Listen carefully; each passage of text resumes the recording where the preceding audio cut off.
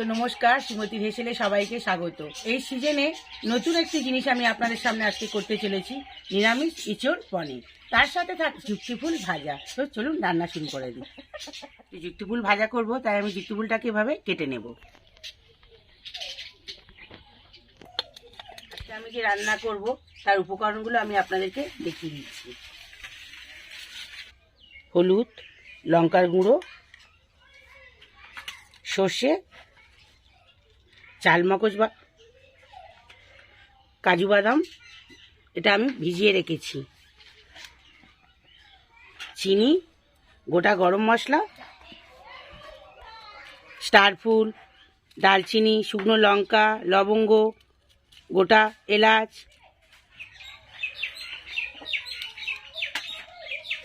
গোটা জিরে, আর একটু বিট লবণ ব্যবহার করব, তার জন্য আমি নিয়েছি পোস্ত ব্যবহার করব, আর ঘি। এটা আমার নিজে তৈরি করা ঘি, বাড়িতেই বানিয়েছি।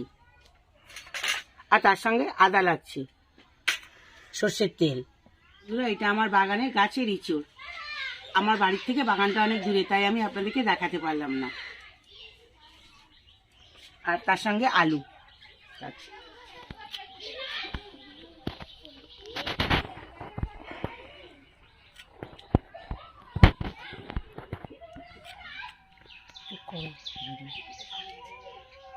বন্ধুরা, ইঁচড়ের সাথে আমি টক দই ব্যবহার করব, টমেটো দেব, আর পনির।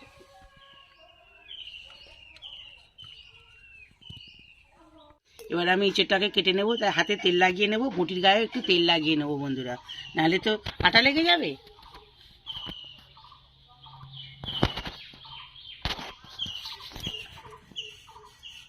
এমনি করে তেলটাকে বটির গায়ে ভালো করে তেল লাগিয়ে নেব, বটির গায়ে আটাটা লাগবে না।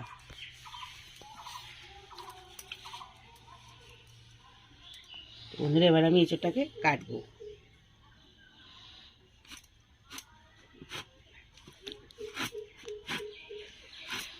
দেখুন বন্ধুরা, আটা পড়ছে, কেমন আটা ঝরছে দেখুন, গাছের টাটকাই।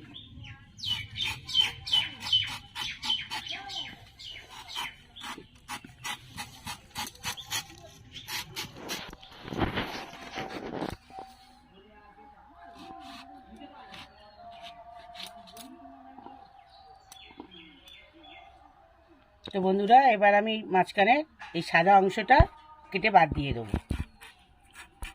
এই দেখুন, এবার আমি এটাকে পিস করে নেব। আপনারা যেমন পিস করতে চান তেমন করবেন, আর তো আমি এমন করে করছি, আমি একটু ছোট ছোট করেই করছি।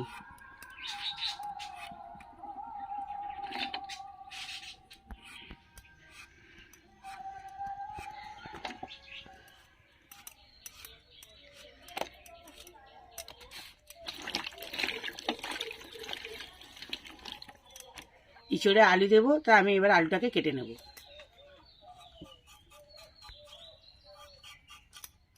পিস করে নেব।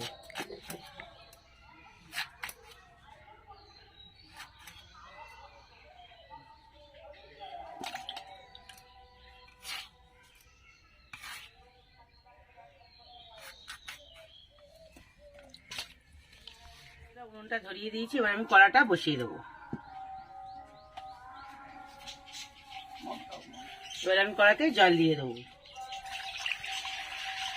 তো বন্ধুরা, আমি ইঁচড় সিদ্ধ করব, তো জল দিয়েছি। এবার জলের মধ্যে আমি হলুদ আর লবণ দিয়ে দেবো। এই লবণ দিয়ে দিচ্ছি, এই আমি হলুদ দিয়ে দিচ্ছি।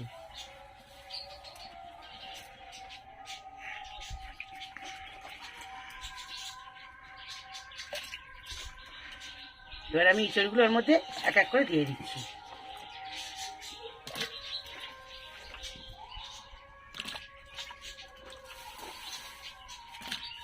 তো আমি ইঁচড়টা সিদ্ধ করব, আলু সিদ্ধ করব না। আমি আলুটাকে একেবারে তেলে ভেজে রান্না করব।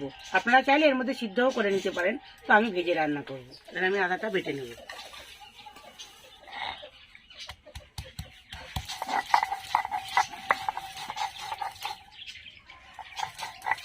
এবার আমি চালমগজটা, কাজু বাদামটা আর পোস্তটা একসাথে বেটে নেব।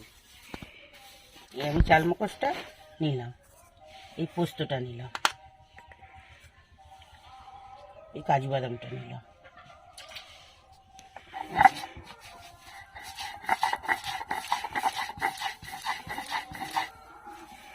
আপনারা ইঁচড়টা অনেক রকম পদ্ধতিতে খেয়েছেন, তো একবার আমার মতো আমি যেভাবে করছি সেভাবে আপনারা একবার খেয়ে দেখুন, প্লিজ একবার খেয়ে দেখুন, দেখবে আপনাদের খুব ভালো লাগবে।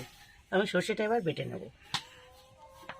বন্ধুরা, সর্ষে বাটার সময় আপনারা একটু লবণ আর একটু লঙ্কা নেবেন, শুকনো লঙ্কা কিংবা কাঁচা লঙ্কা। তো আমি এখানে শুকনো লঙ্কা নিয়েছি আর লবণ নিয়েছি। বন্ধুরা, এবার আমার ইঁচড়টা সিদ্ধ হয়ে গেছে, এবার আমি খুলে দেখবো।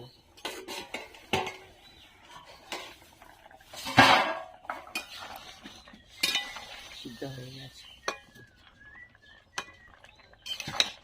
সিদ্ধ হয়ে গেছে। এবার ইঁচড়টা সিদ্ধ হয়ে গেছে, এবার আমি ইঁচড়টাকে ঢেলে নেব।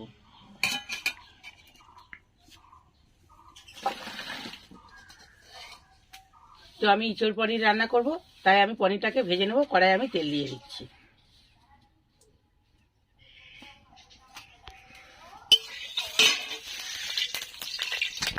পনির ভাজবো, তাই আমি কড়াতে একটু লবণ দিয়ে দিচ্ছি আর একটু হলুদ।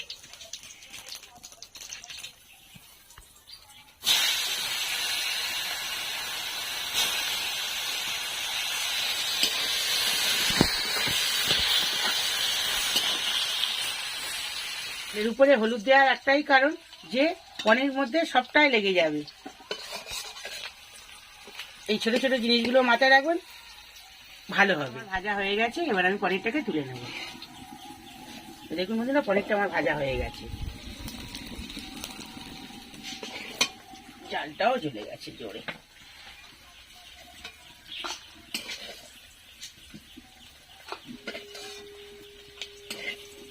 এবার আমি ওই তেলের মধ্যে আরো একটু তেল দিয়ে দেবো। এবার ওর মধ্যে আমি একটু কড়াতে এক চামচ ঘি দিয়ে দেবো।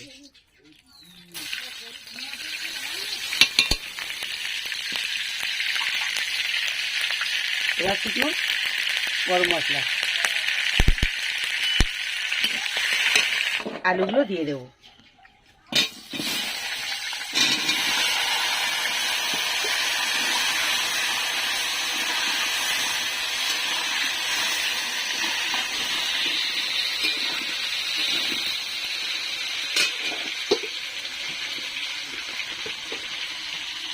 পনির রান্না করার জন্য আলুটাকে ভেজে নিচ্ছি, কিন্তু আমি ইঁচড়টাকে ভাজবো না।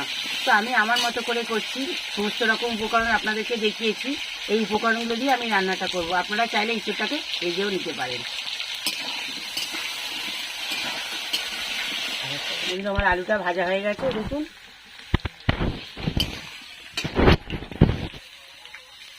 এবার আমি ওর মধ্যে দিয়ে দেবো কাঁচা টমেটোগুলো।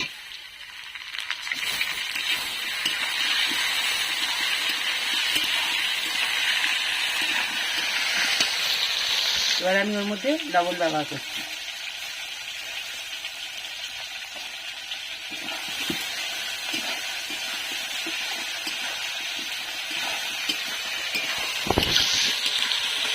এবার আমি দিয়ে দেবো আদা বাটাটা।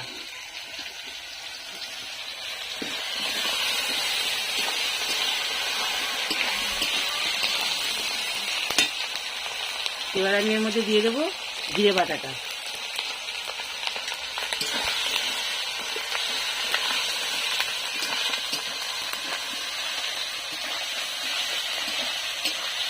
এবার আমি লঙ্কার গুঁড়োটা দিয়ে দেবো।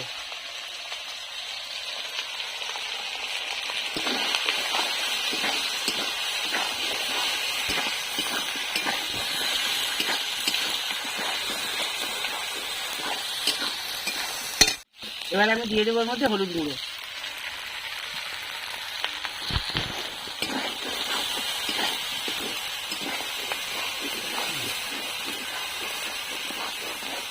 এবার আমি দিয়ে দেবো কাজু পোস্ত আর চালমগজ বাটা। এর মধ্যে দিয়ে দেবো সাইড থেকে একটু জল।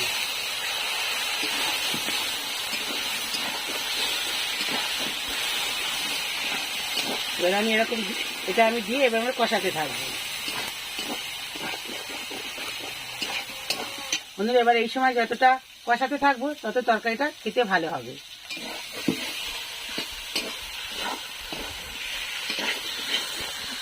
এবার আমি ওর মধ্যে টক দইটা দিয়ে দেবো।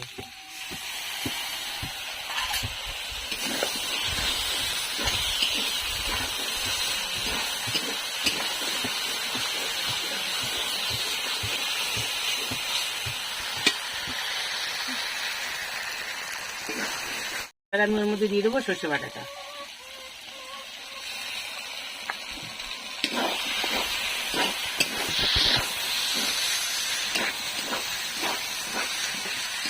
তো দেখুন বন্ধুরা, আমার এর মধ্যে থেকে তেল ছেড়ে গেছে, তেল ছেড়ে দিয়েছে।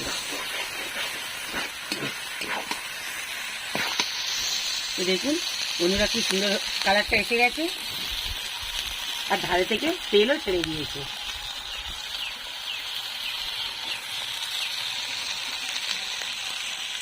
আলুটা আমার কষানো হয়ে গেছে, এবার আমি ওর মধ্যে এঁচোড়টা দিয়ে দেবো।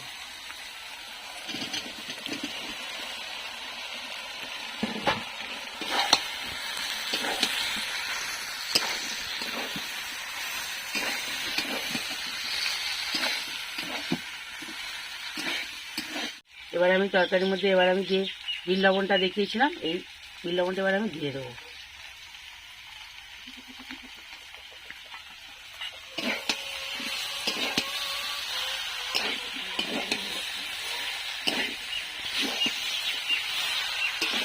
বন্ধুরা, আমি আবার আপনাদেরকে বলছি, আপনারা তো অনেক রকম উপায়ে কিছু রান্না করে খান, আমার মতো এভাবে আপনারা একবার করে খেয়ে দেখুন।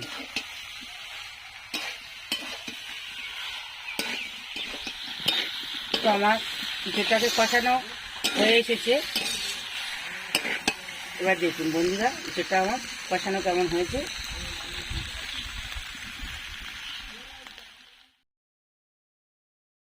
এবার আমি ওর মধ্যে চিনি দিয়ে দেবো।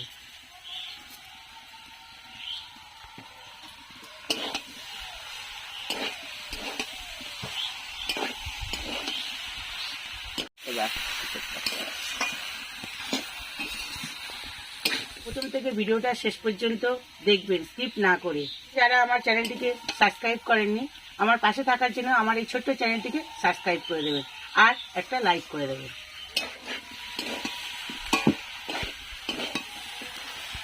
আমার ইঁচড়টাকে কষানো হয়ে গেছে, এবার আমি জল ঢেলে দেবো। কষানো হয়ে গেছে।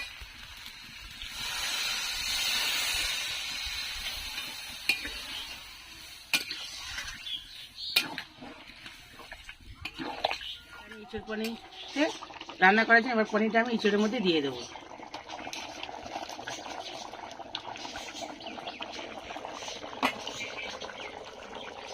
এবার আমি তরকারির মধ্যে কয়েকটা চেরা কাঁচা লঙ্কা দিয়ে দেবো।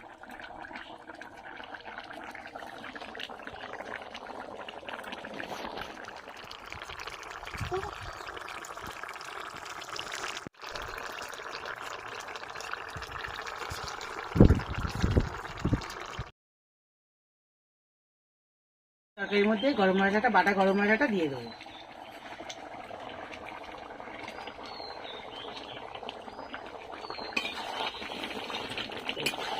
তরকারি আমার হয়ে গেছে।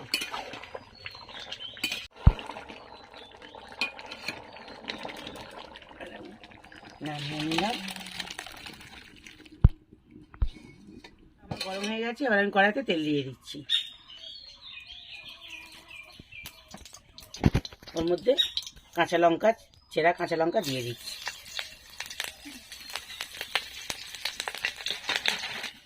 এবার ওর মধ্যে আমি আলুটা দিয়ে দিচ্ছি।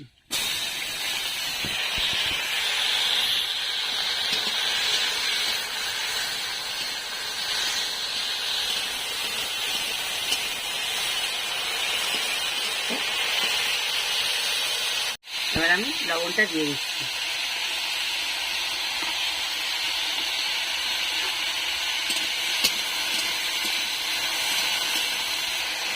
আমি হলুদ দিয়ে দিচ্ছি।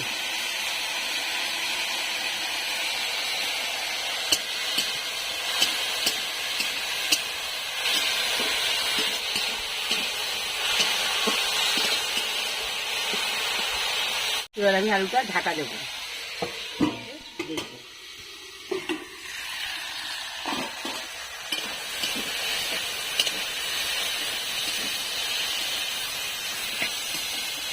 বন্ধুরা, যুক্তি ফুল আলু ভাজার জন্য যুক্তি ফুল আলু একসঙ্গে দেবেন না, কেননা যুক্তি ফুলটা ঘেটে যাবে। তাই জন্য আলুটা আগে আলাদা করে আমি ভেজে নিচ্ছি, তারপরে আমি যুক্তি ফুলটা দেবো।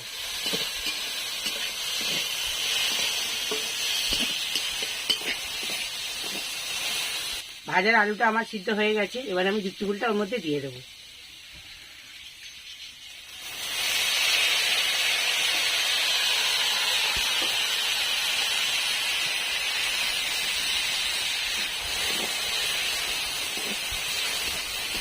আমার এই যুক্তি ফুল আলু ভাজাটা, এই রান্নাটা কেমন লাগলো আপনারা কমেন্ট করে জানাবেন।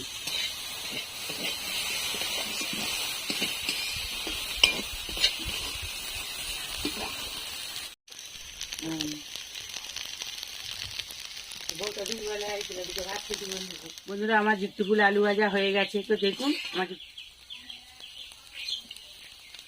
তো এবার আমি যুক্তি ফুল আলু ভাজাটা নামিয়ে নেব। কত সুন্দর হয়েছে শুধু দেখুন।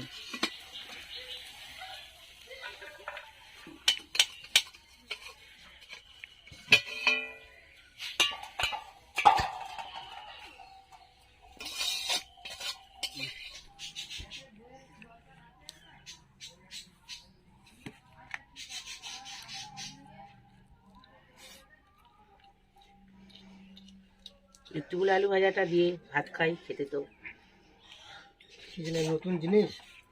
যুক্তিফুল আলু ভাজা খেতে বেশ সুন্দর লাগছে।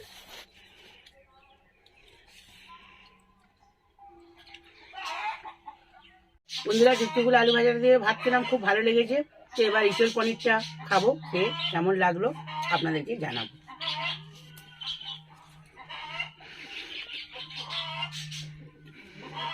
নাও,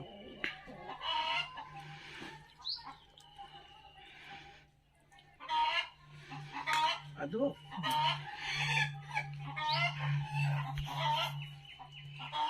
দুপুর তো খেলাম, এবারে ইঁচড় পনির খেতে খুব সুন্দর লেগেছে। বন্ধুরা, ইঁচড়ের তরকারি খুব ভালো লেগেছে খেতে। আপনারাও এভাবে খাবেন, কেমন লাগলো আমাকে কমেন্ট করে জানাবেন। বন্ধুরা, আজ ভিডিওটা এই পর্যন্ত। আর আমার ভিডিওটা কেমন লাগলো আপনারা আমাকে কমেন্ট করে জানাবেন। টাটা।